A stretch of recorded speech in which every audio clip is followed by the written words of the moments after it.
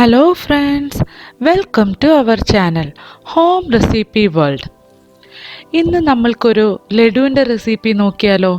അതും നല്ല മധുരമുള്ള സോഫ്റ്റും ജ്യൂസിയുമായിട്ടുള്ള മോത്തിച്ചൂർ ലഡുവിൻ്റെ റെസിപ്പിയായാണ് ഞാനിന്ന് വന്നിരിക്കുന്നത്. ഇത് വളരെ എളുപ്പത്തിൽ നമുക്ക് കടയിലൊക്കെ വാങ്ങിക്കാൻ കിട്ടുന്നത് പോലെ തന്നെ നല്ല സോഫ്റ്റായിട്ട് വീട്ടിൽ തന്നെ ഉണ്ടാക്കിയെടുക്കാൻ പറ്റുന്ന ഒരു സൂപ്പർ ലഡുവാണ്. ഇതുണ്ടാക്കാനും വളരെ എളുപ്പമാണ്. അപ്പം നമുക്ക് മോത്തിച്ചൂർ ലഡുവിൻ്റെ റെസിപ്പി നോക്കാം. അതിനു മുമ്പ് നമ്മുടെ ചാനൽ ഇതുവരെ സബ്സ്ക്രൈബ് ചെയ്യാത്ത ആരെങ്കിലും ഉണ്ടെങ്കിൽ നമ്മുടെ ചാനൽ ഒന്ന് സബ്സ്ക്രൈബ് ചെയ്യണേ. അതുപോലെ തന്നെ സൈഡിലുള്ള ബെൽ ബട്ടൺ കൂടി പ്രസ് ചെയ്തെങ്കിൽ മാത്രമേ ഞാനിടുന്ന വീഡിയോസിൻ്റെ നോട്ടിഫിക്കേഷൻ നിങ്ങൾക്ക് അപ്പോഴപ്പോഴും കിട്ടുകയുള്ളൂ. എന്നാൽ നമുക്ക് തുടങ്ങിയാലോ. ആദ്യം തന്നെ നമുക്ക് ലഡു ഉണ്ടാക്കാൻ വേണ്ടിയിട്ടുള്ള ബൂന്തി തയ്യാറാക്കണം. അതിന് വേണ്ടിയിട്ട് ഞാനിവിടെ 1.5 കപ്പ് കടലമാവ് എടുത്തിട്ടുണ്ട്. 1 ടേബിൾ സ്പൂൺ ഏതെങ്കിലും ടൈപ്പ് ഓഫ് റിഫൈൻഡ് ഓയിൽ, ഞാനിവിടെ സൺഫ്ലവർ ഓയിലാണ് യൂസ് ചെയ്യുന്നത്. ഈ നമ്മുടെ കടലമാവ് നല്ലതുപോലെ അരിച്ച് വേണം എടുക്കാനായിട്ട്. അതിൻ്റെ അകത്ത് യാതൊരുവിധ കട്ടകളൊന്നും ഇല്ലാതെ വേണം നമ്മൾ എടുക്കാൻ. അപ്പോൾ അത് നമ്മൾ ഒന്ന് അരിച്ചിട്ട് വേണം നമ്മൾ ഉപയോഗിക്കാനായിട്ട്. ഈ ഒരു കടലമാവിലേക്ക് 250 ml കപ്പിന് 1 കപ്പ് വെള്ളം ഒഴിച്ച് ദോശമാവിൻ്റെ പരുവത്തിൽ വേണം നമ്മളിത് കലക്കിയെടുക്കാനായിട്ട്. എനിക്കിവിടെ 1 കപ്പ് വെള്ളമാണ് വേണ്ടി വന്നത്. നമ്മൾ ഈ കലക്കിയെടുക്കുന്നത് പോലിരിക്കും എത്രത്തോളം വെള്ളം നിങ്ങൾക്ക് വേണ്ടത്. അപ്പം ഇതൊരു ദോശമാവിൻ്റെ പരുവത്തിൽ നമുക്ക് നല്ലതുപോലെ കട്ടയൊന്നുമില്ലാതെ നമുക്ക് നല്ലതുപോലെ ഒന്ന് മിക്സ് ചെയ്തെടുക്കാം.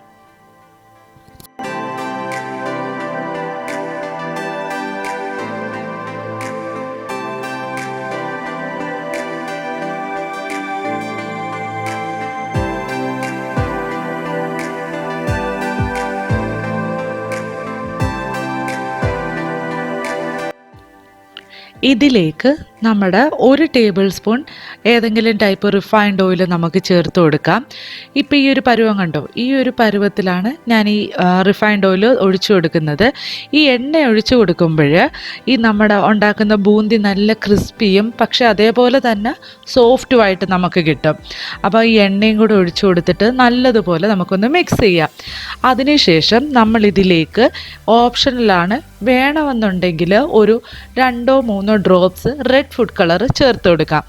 ഇവിടെ മോത്തിച്ചൂർ ലഡു ആയത് കാരണം തന്നെ ഒരു റെഡ് കളർ അതിനുണ്ട്. അതുകൊണ്ട് ഞാനിവിടെ ഒരു 2-3 ഡ്രോപ്പ് ഫുഡ് കളറും കൂടെ ഞാനിവിടെ ചേർത്ത് കൊടുക്കുന്നുണ്ട്. അതിനുശേഷം ഇതെല്ലാം കൂടെ നല്ലതുപോലെ ഒന്ന് മിക്സ് ചെയ്ത് ഒരു 10 മിനിറ്റ് നമുക്കൊന്ന് അതിനെ മാറ്റി വെക്കാം. ഈ ലഡു ഉണ്ടാക്കാൻ വേണ്ടിയിട്ടുള്ള നമുക്ക് ബൂന്തികൾ തയ്യാറാക്കാം. അതിന് വേണ്ടിയിട്ട് ഒരു ചീനിച്ചട്ടിയിൽ ആവശ്യത്തിന് സൺഫ്ലവർ ഓയിലാണ് ഞാൻ യൂസ് ചെയ്യുന്നത്. സാധാരണ ഇത് നമ്മൾ നെയ്യിൽ ഉണ്ടാക്കുമ്പോഴാണ് നല്ല ടേസ്റ്റ് ഉള്ളത്. ഞാനിവിടെ സൺഫ്ലവർ ഓയിലാണ് യൂസ് ചെയ്യുന്നത്.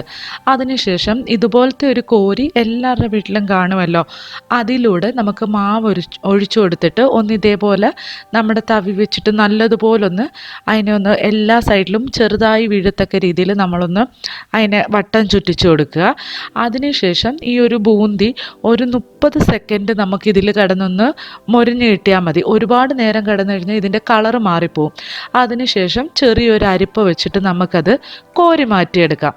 ഇതുപോലെ തന്നെ നമുക്ക് ആ ബാക്കിയുള്ള മാവെല്ലാം തന്നെ ഇതുപോലെ ചെറിയ ചെറിയ ബൂന്തിയാക്കി എടുക്കണം. അപ്പോൾ ഈ ഇത്രയും വലിയ ബൂന്തി വരുന്ന കണ്ട് നമുക്ക് പേടിക്കുകയൊന്നും വേണ്ട. കാരണം നമ്മളിത് മിക്സിയിലിട്ടൊന്ന് ചെറുതായിട്ടൊന്ന് പൊടിച്ചെടുക്കുന്നുണ്ട്. അപ്പോൾ ഇതുപോലെ നമുക്ക് എല്ലാ ബൂന്തികളും തയ്യാറാക്കി എടുക്കാം.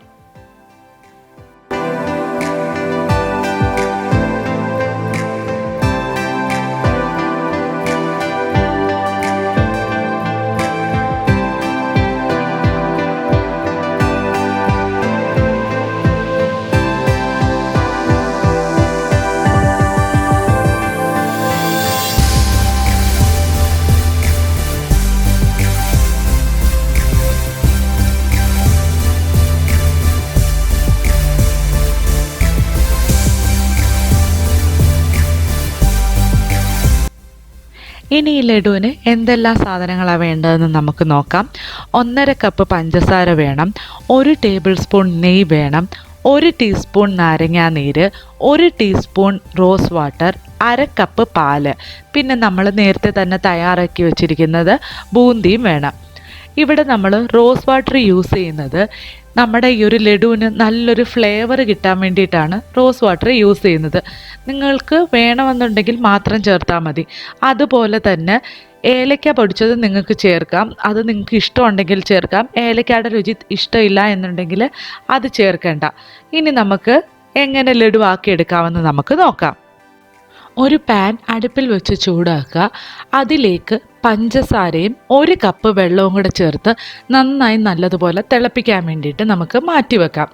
ആ സമയം അത് തിളച്ച് വരുന്ന സമയം കൊണ്ട് നമുക്ക് ആ ഉണ്ടാക്കി വെച്ചേക്കുന്ന ബൂന്തി മിക്സിയുടെ ജാറിനകത്തിട്ട് ചെറുതായിട്ടൊന്ന് ക്രഷ് ചെയ്ത് എടുക്കാം. ഒരുപാട് അങ്ങ് പൊടിഞ്ഞു പോകരുത്, ചെറുതായിട്ട് നമുക്കൊന്ന് പൊടിച്ചെടുക്കാം.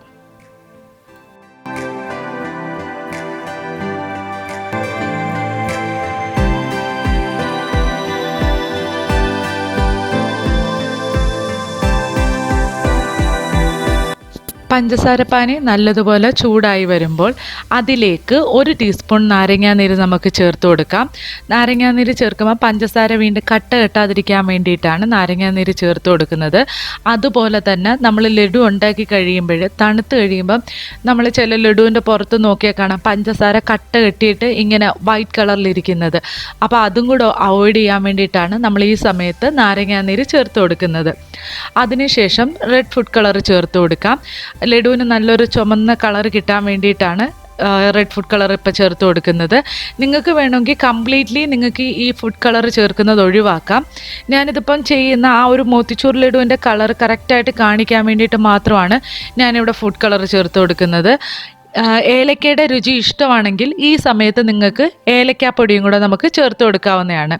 ഇനി ഇതെല്ലാം കൂടെ ചേർത്ത് നല്ലതുപോലെ നമുക്കൊന്ന് മിക്സ് ചെയ്തെടുക്കാം. അങ്ങനെ ഒരു നൂൽ പരുവം, അങ്ങനെ ആ ഒരു രീതിയിൽ ഇത് കയ്യിൽ ഒട്ടിപ്പിടിക്കുന്ന പരുവം അങ്ങനെയൊന്നുമില്ല. നമുക്കിത് നല്ലതുപോലെ എല്ലാം കൂടെ ഒന്ന് തിളച്ച് വരണം, അത്രയേ ഉള്ളൂ. ഈ സമയത്താണ് നമ്മൾ എടുത്തു വെച്ചിരിക്കുന്ന റോസ് വാട്ടറും കൂടെ നമ്മൾ ചേർത്ത് കൊടുക്കുന്നത്. റോസ് വാട്ടറും കൂടെ ചേർത്ത് കൊടുക്കുമ്പോൾ നല്ലൊരു ഫ്ലേവർ ആയിരിക്കും നമ്മുടെ ലഡുവിന്. അപ്പോൾ എല്ലാം കൂടെ ചേർത്തിട്ട് നമുക്ക് നല്ലതുപോലെ ഒന്ന് മിക്സ് ചെയ്തെടുക്കാം. ഇനി ഇതൊന്ന് തിളയ്ക്കാൻ വേണ്ടിയിട്ട് നമുക്ക് വെയിറ്റ് ചെയ്യാം. പഞ്ചസാര പാനിയെല്ലാം നല്ലതുപോലെ തിളച്ചിട്ടുണ്ട്. അതിലേക്ക് നമ്മൾ പൊടിച്ച് വെച്ചേക്കുന്ന ബൂന്തിയുടെ മിക്സ് നിങ്ങൾക്ക് നോക്കിയാൽ കാണാം. ഞാൻ ഒരുപാട് അങ്ങ് ഫൈനായിട്ട് പൊടിച്ചിട്ടില്ല, ചെറുതായിട്ടൊന്ന് മാത്രമേ പൊടിച്ചെടുത്തിട്ടുള്ളൂ. ഒരുപാട് അങ്ങ് പൊടിഞ്ഞു പോകരുത്. ഇതേപോലെ ചെറുതായിട്ട് ഇങ്ങനെ തരിതരികളായിട്ട് തന്നെ കിടക്കുകയും വേണം. അതും കൂടെ ചേർത്തിട്ട് ഒരു 5 to 7 മിനിറ്റ്സ് ലോ ഫ്ലെയിമിലിട്ട് നമുക്കിതെല്ലാം നല്ലതുപോലെ ഒന്ന് മിക്സ് ചെയ്തെടുക്കാം.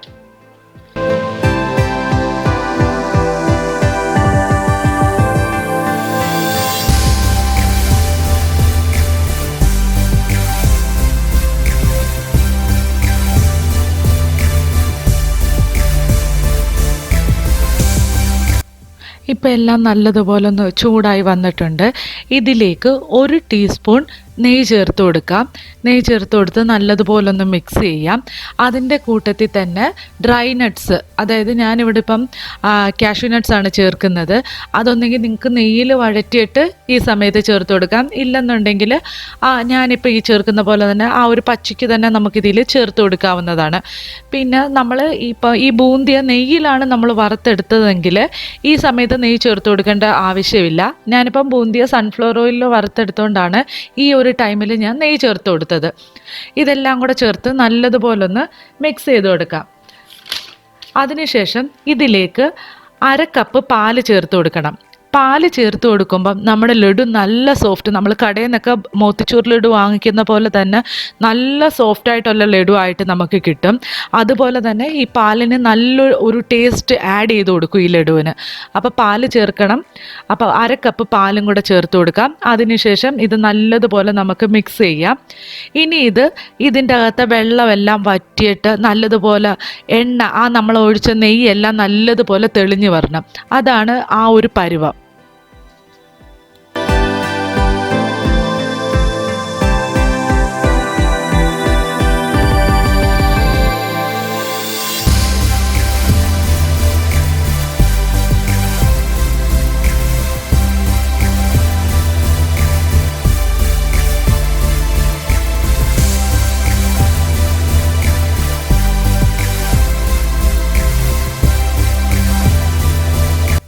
ഏകദേശം ഒരു 3-4 മിനിറ്റ് കഴിയുമ്പോൾ തന്നെ നെയ്യെല്ലാം നട പാത്രത്തിൻ്റെ സൈഡിൽ നിന്ന് ഇതുപോലെ വിട്ട് വരാൻ തുടങ്ങും.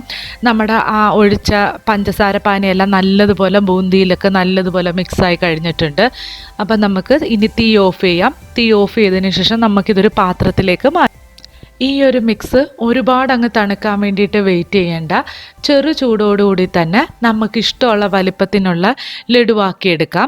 ലഡു ആക്കിയെടുക്കുന്ന ടൈമിൽ നിങ്ങൾ ഒരിക്കലും ഇത് ഭയങ്കര ഹാർഡായിട്ടിട്ട് പ്രസ് ചെയ്തെടുക്കരുത്. ചെറുതായിട്ടൊന്ന് ലൈറ്റായിട്ട് വേണം പ്രസ് ചെയ്തെടുക്കാൻ. എങ്കിൽ മാത്രമേ നമ്മൾ കടകളിൽ നിന്നൊക്കെ വാങ്ങിക്കുന്ന പോലെ തന്നെയുള്ള സോഫ്റ്റ് ആയിട്ടുള്ള ലഡു കിട്ടത്തുള്ളൂ. അങ്ങനെ നമുക്ക് ലഡു എല്ലാം ഇതുപോലെ തന്നെ തയ്യാറാക്കി എടുക്കാം. അപ്പം ഞാൻ ഇതിൽ പറഞ്ഞിട്ടുള്ള ടിപ്സ് എല്ലാം നിങ്ങൾ കറക്റ്റായിട്ട് ഫോളോ ചെയ്യുവാണെങ്കിൽ നമുക്ക് കടയിൽ നിന്ന് വാങ്ങിക്കുന്നത് പോലെ തന്നെയുള്ള നല്ല ടേസ്റ്റി ആയിട്ടുള്ള മോത്തിച്ചൂർ ലഡു തന്നെ നമുക്ക് തയ്യാറാക്കിയെടുക്കാൻ പറ്റും. അപ്പം എല്ലാവരും ഈ റെസിപ്പി ട്രൈ ചെയ്യുമെന്ന് വിശ്വസിക്കുന്നു. അപ്പം നിങ്ങൾക്ക് എല്ലാവർക്കും ഈ റെസിപ്പി ഇഷ്ടമായെങ്കിൽ ലൈക്ക് ചെയ്യാനും ഷെയർ ചെയ്യാനും പിന്നെ നമ്മുടെ ചാനൽ സബ്സ്ക്രൈബ് ചെയ്യാനും മറക്കരുത്. അപ്പോൾ പുതിയൊരു റെസിപ്പിയായി കാണുന്നത് വരെ take care and thanks for watching the video.